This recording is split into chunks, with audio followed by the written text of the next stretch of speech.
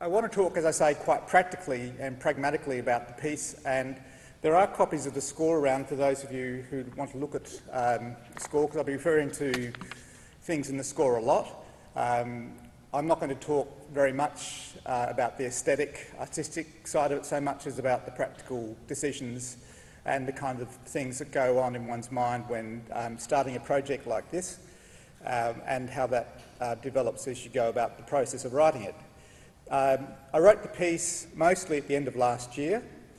It's a 15-minute piece, as I mentioned, and the commission was to write for this ensemble, string quartet plus flute. A few years ago, I wrote a clarinet quintet, which is clarinet plus string quartet. It's a slightly bigger work, in 4 movements, in fact. This is a single movement work.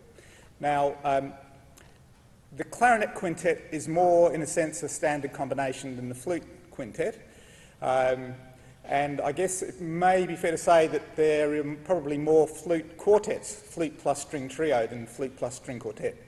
And I think it's interesting to think about that for a moment, because there are some practical issues around writing for flute in this combination.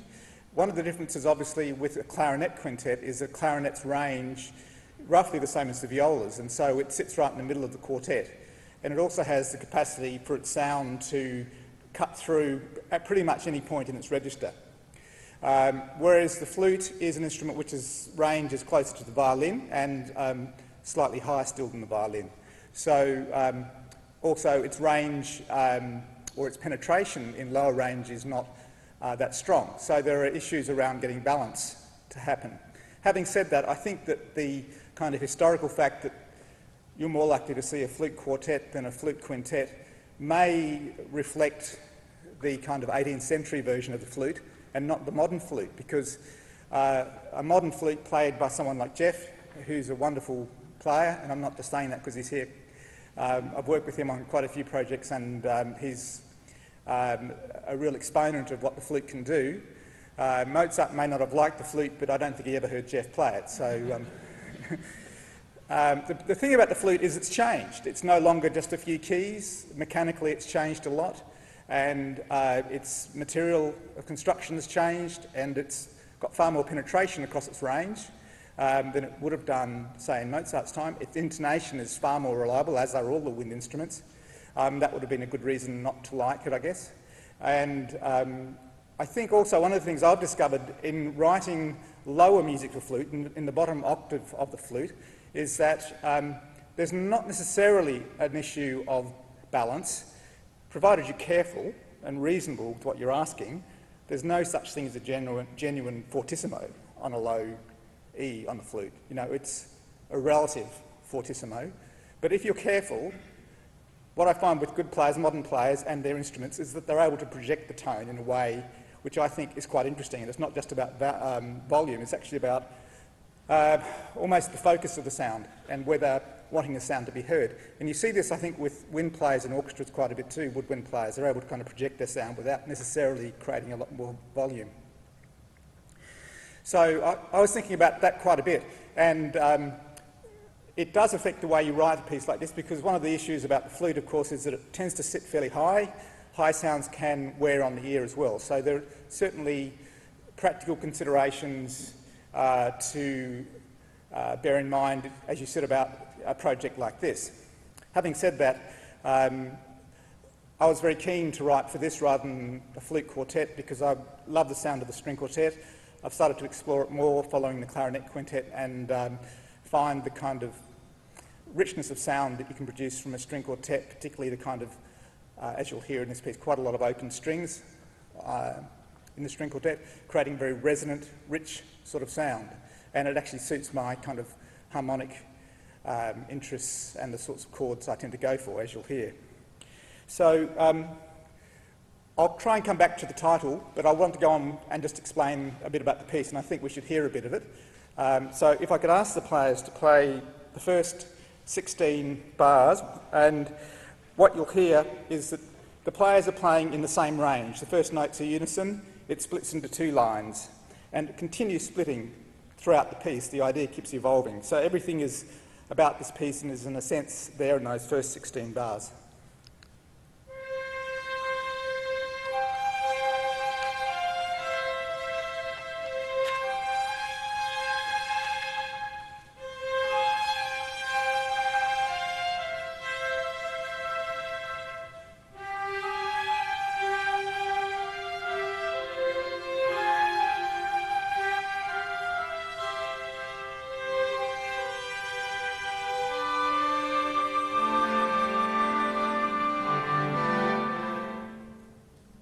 Okay, so you have a series of short phrases, each about 4 or 5 bars, separated in each case by a silence of 1 beat or thereabouts.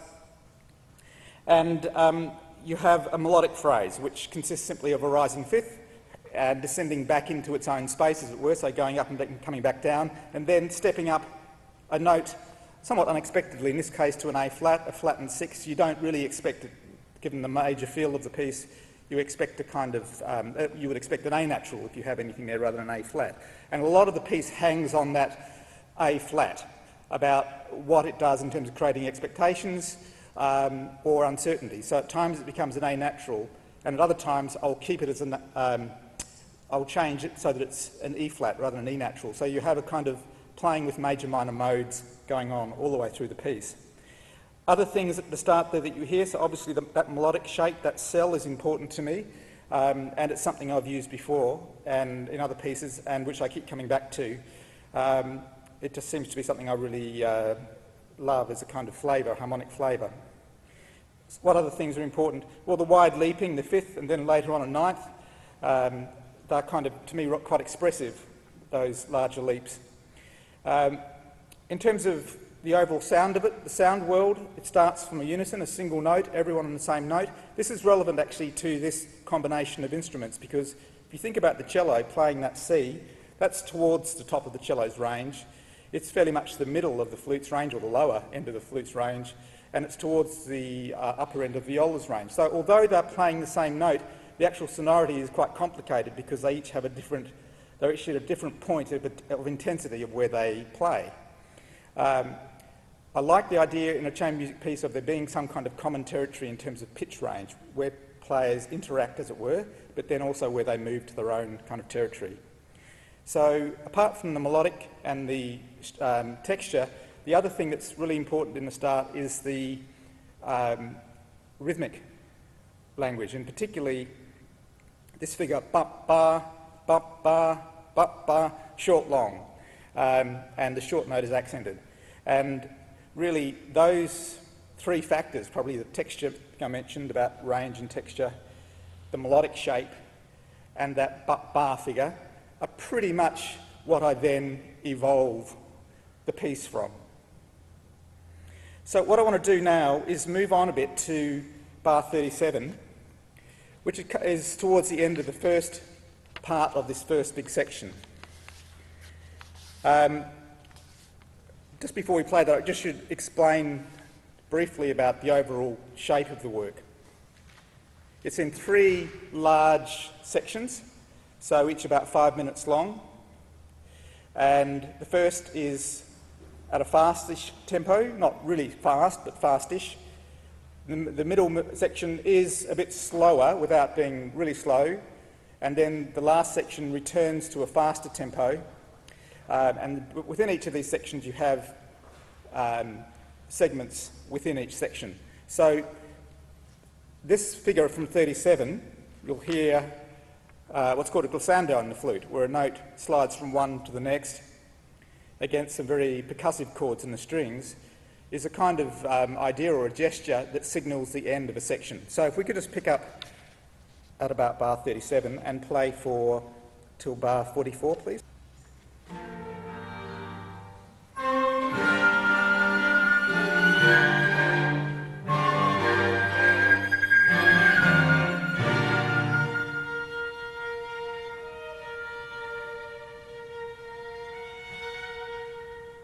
Okay, so as you can hear, then the idea is going on in a quieter version then. Same idea, it's in a different tonal area, harmonically it's moved. And that figure, ba ba ba ba, is just a variant on the short long figure I mentioned at the start as being important. Counterpoint is quite important in this piece. In other words, the possibility of within the group of there being lots of individual lines, not just, as you heard there, kind of chordal blocks, but individual lines happening. And you start to get a sense of that evolving in the piece as we move through it. So if we go ahead to bar 58, let us see. I'd just like here to ask if we wouldn't mind having just flute, viola 1 and viola play from the upbeat to C for about 4 bars.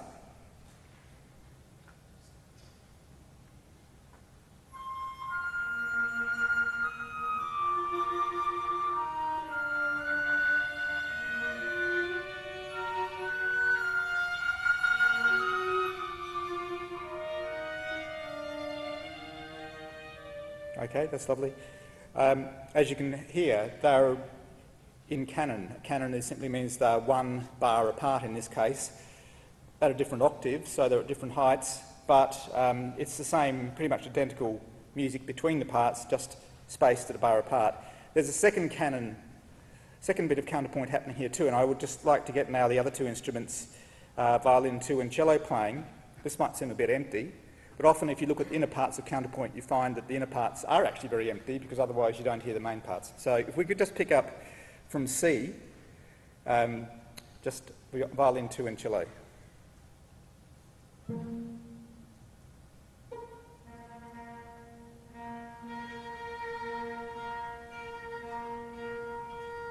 Okay, so it's very, very simple counterpoint there. And the counterpoint applies to things like sonority too, so the pizzicato note between the plucked notes between the 2 instruments is part of the counterpoint.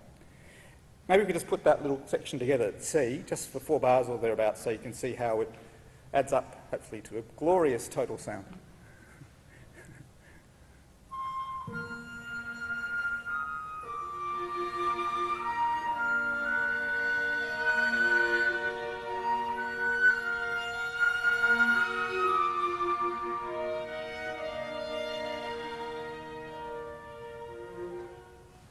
So now that becomes very important as the piece progresses. It becomes more and more contrapuntal in the second section. Sorry, the return of the opening idea later on is very contrapuntal.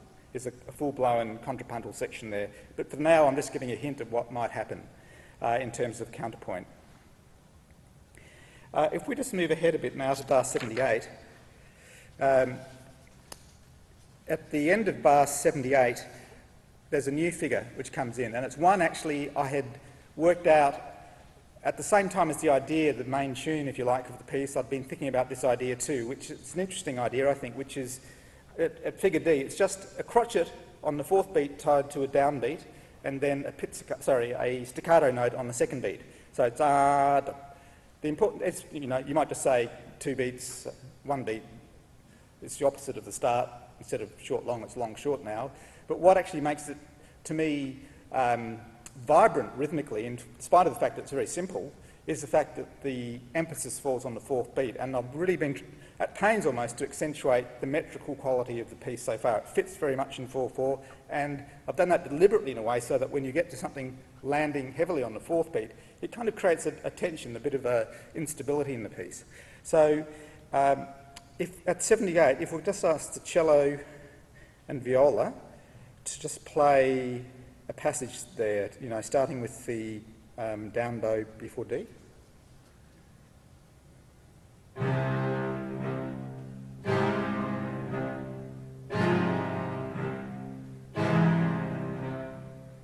Okay, that's great. Now, if I could just ask Raina to just play the top note of the first chord each time. Yep, that's it. Okay, all right, so as you can see here, it's just it's a variant on the opening idea, but now, instead of the notes being stretched out like that, one after the other, they're all in a chunk, all at once. And actually that's something about the way I try to evolve harmony. I try to make the harmony a kind of product of the melodic material, so that it's not harmony here and melodic material there, which is somewhat the way people are taught to handle harmony. They're actually one and the same thing in this case. So within that chord, if I just ask them to play it together, viola and cello, you'll hear the A flat. That A flat I said, which was kind of a cause of instability. So just the same spot again before D.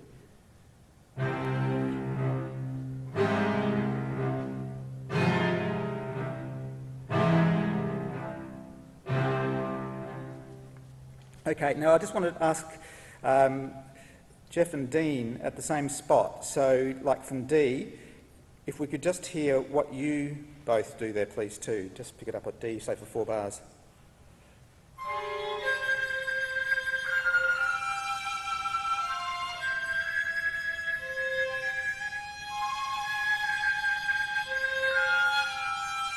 Okay, so what we have there is obviously a continuation or a new version of that same canon. They're a bar apart, an octave apart, and the material permits this because I'm using these widely spaced intervals which are in themselves harmonic. So you can actually, that's one of the reasons I choose these intervals, is they allow a lot of counterpoint.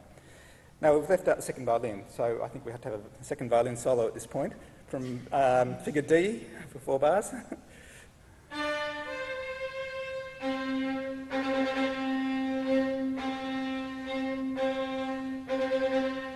Now, if you recall that from the start, the very start of the piece, the figure in the viola and cellos, it's the same one. It's slightly altered, but it's the same concept, short, long. And so that's how that texture at that moment, we'll just play 4 bars tutti there, upbeat to D, you'll hear how all of those parts come together again.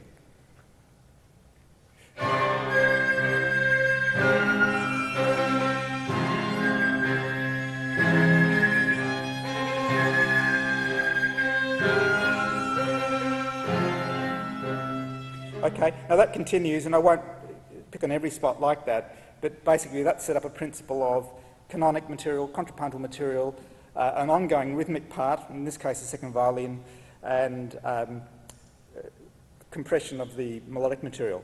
Now, just at the end of this section, 116, I just want to ask them to play from thereabouts, about 116. It's not really a good spot, maybe the upbeat to 116 or the up. For about 4 bars, and you'll hear that this idea which I mentioned before, which is what I call the end gesture, comes out again.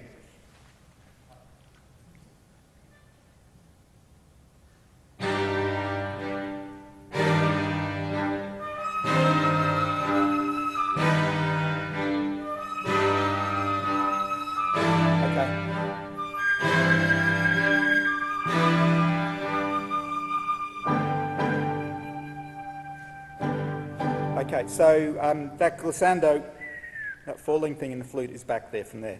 Now this leads into a slow section, and the slow section is constructed in a fairly simple way. It consists of 2 things: a pattern of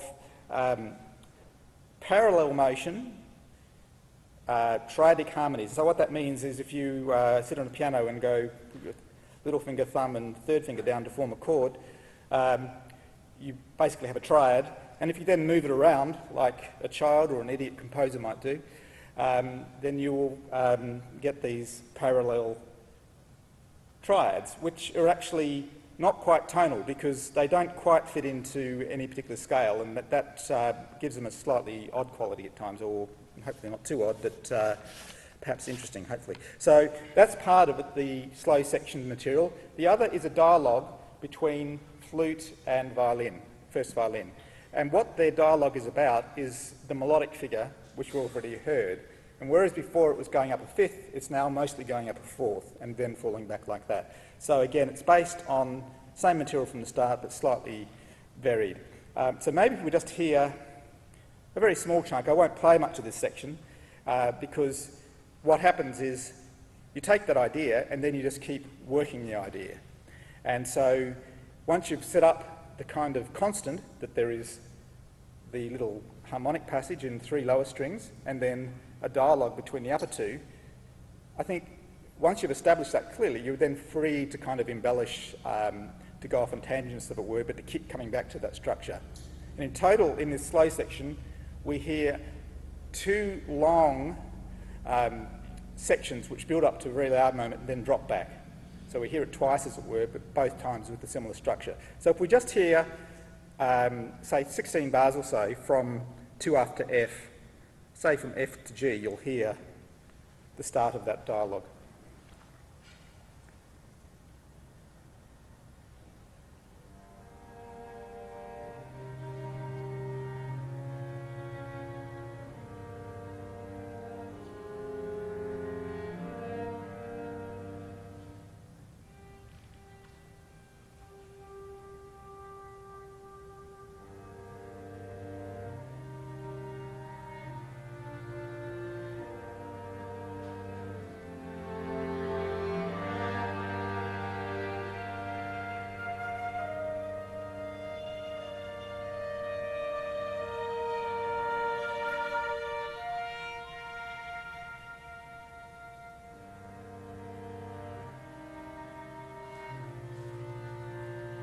Okay, that's great, thanks.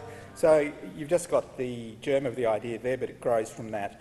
And as I mentioned, you have that harmonic passage in the lower strings, which evolves. The passage between the violin 1 and flute is mostly in canon, mostly in counterpoint a bar apart. And it outlines somewhat the original melodic shape. Also, as you'll hear within the strings and within the flute and violin duet, you get that bar figure again, the short long.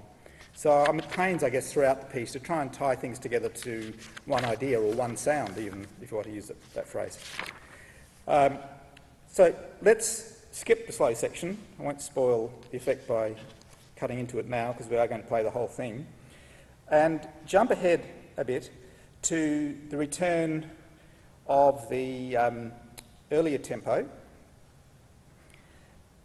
My view on form has evolved for some time, and for a long time I've kind of been trying to think through or work out ways in which one can return to an idea without being literally stuck in a kind of recapitulation, literally stuck in a repetition of the opening. And it's one of the most interesting, I think, for me as a composer at least, it's an interesting kind of problem, is how you deal with return and the inevitable kind of, I think, oral longing, if I could put it that way, of the listener for the certainty of a return without actually just creating something which is already heard and therefore dead, as it were. It's repetition. And, you know, there are composers who've done this well historically and some who've not done it well. Schubert's an example of someone who typically doesn't do it well, particularly in larger pieces. He tends to simply present in a sonata movement a large slab again, often just transposed up a fifth or down a fourth, something like that. And it does create problems of loss of intensity of idea. So I've been thinking about this for a long time because I feel that there is something logical and right about that kind of return, but how to manage it without it becoming a dead spot, as it were. So my general concept of this is that when things return, they should be the same but different, transformed. So they're identifiably the same in some way, but they've actually progressed. So we're not just returning home, we're actually going on a journey and going somewhere else, but it's similar. And so that's what happens here. We have a return of material, but it's very fragmented. And when we finally get to a full statement of it, it's presented in a very different way, very quiet, very contrapuntal. So perhaps if I could pick it up at, I guess, 235, which is pretty much the loudest point in the piece, is the end of the slow section. And you get the short, long figure here, very, very stridently. And then you have the music break into a section based on the viola and the cello against the upper instruments in a kind of two-part counterpoint, and then it breaks into more counterpoint. So if we could perhaps just pick up, say, around 235 and run it for about 10 bars. Is that all right?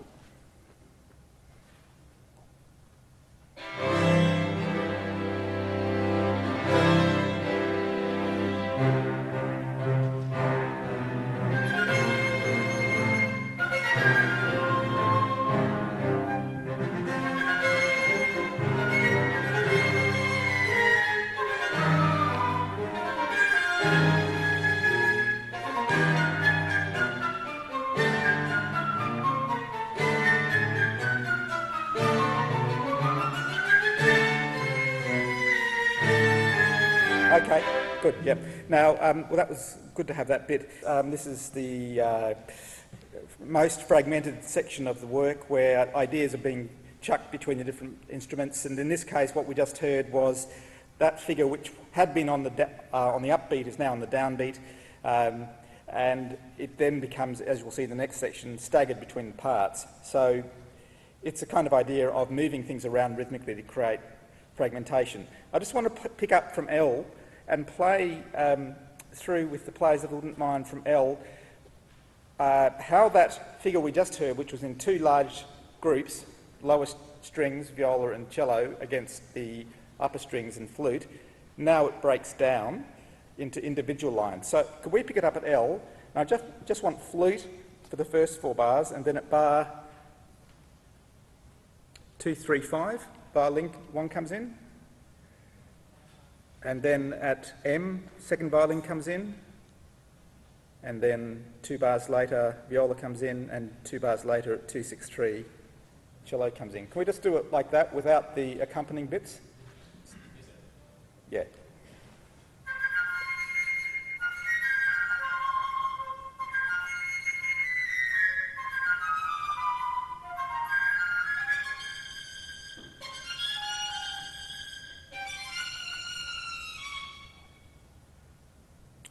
Yeah.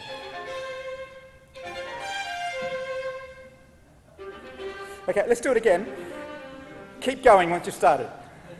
Do you want us to keep playing the other? Yeah, you keep going, but I'm just trying to stop the entries before they happen. Yeah, so.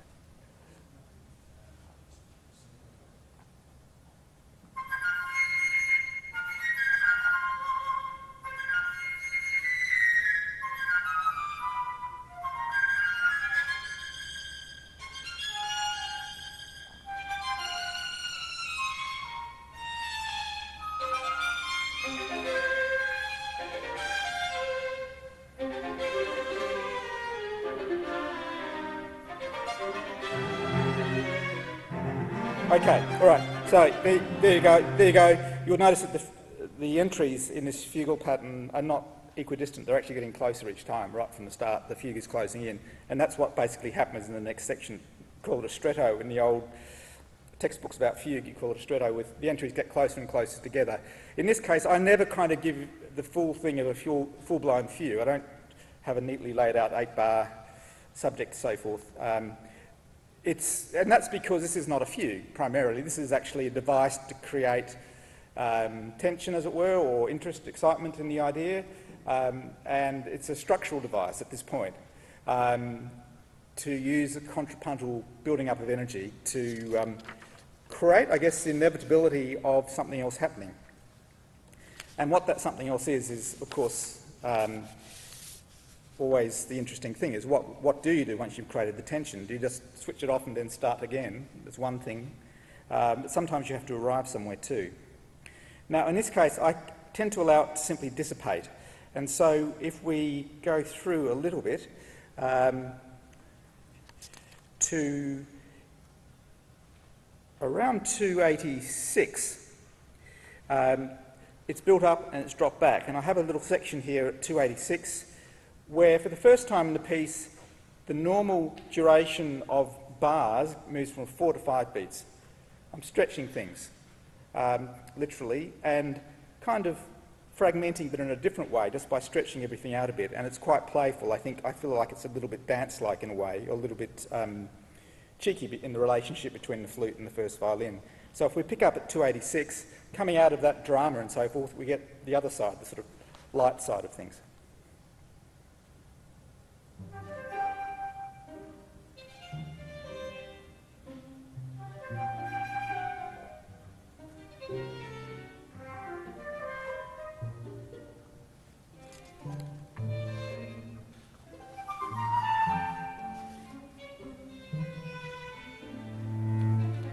Okay, now then it builds up to what you would think is going to be a return of the main subject light from the beginning, but in fact it's not, and I won't play it there, but I'll explain, you'll hear it later on, I don't want a surprise effect. It's a sudden shift to very quiet when you should expect it to come to a return of the original material, opening material. And there's a problem, you see, I call it the Hollywood problem. The Hollywood problem is if you've ever seen a disaster film, any kind of film with some sort of huge event, you know, the world's about to end, how do you end a film like that? Because you can't keep getting bigger and bigger. You know, and what do? Blow up the universe? You know, eventually you run out of things to blow up. So my feeling is at some point to sustain dramatic intensity, you need to get small again at some point. You need to pull the thing back in. Or it just becomes this kind of monster that consumes everything. Hence, that's why I call it the Hollywood problem. So that's what I've tried to do. You'll hear it later on. You'll get to a point where it's built up a lot. You think something big's going to happen and it pulls back. It really pulls back. And to me, that also creates an unresolved tension. So having done that then, I try to release tension. I do think about the shape of a composition very much in those kind of terms, in terms of intensity and so forth. But if we just pick up at 329, which is near the end, you'll hear a passage which I think, where it's got quiet and it's built up again, it's rather, if you like, I've written here skating along. I'm trying to think of a way of explaining something where you just sort of settle back into something moving fast through a landscape. It's that kind of idea of actually having arrived somewhere and of just sort of all happening around you. So in other words, it's to me a complete release of tension, even though it's very rhythmic and fast at this point. So when you get the structural things happening later on, you'll notice this because you'll hear the whole context of the piece. But if we could just pick up at P,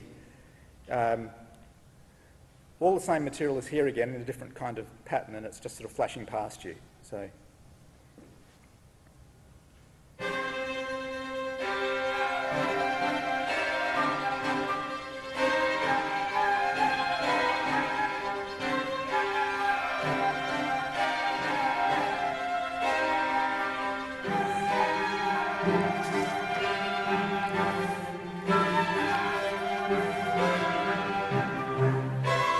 Okay, that's great. And maybe just to end, I just want to show the return of that end gesture I mentioned several times before and how that comes back. I won't do all of the ending, just to give you the signpost of where it occurs. If we could pick up the downbeat to Q and maybe just go for 1, 2, 3, 4, say 6 bars. So you'll hear the glissandos in the flute, you'll hear that same figure before, and a new thing in the first violin.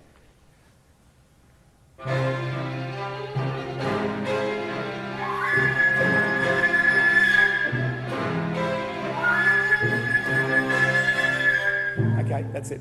All right, so then it ends. But I won't spoil the ending by anticipating it. So I think we're just in time to sugar, are we? Yes, just.